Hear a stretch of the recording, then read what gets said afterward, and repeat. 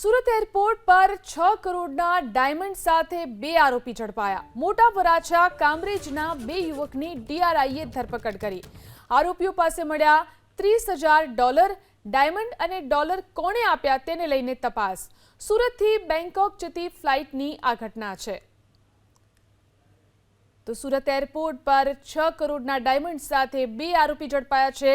મોટા વરાછા અને કામરેજના 2 યુવકની ડીઆરઆઈએ ધરપકડ કરી।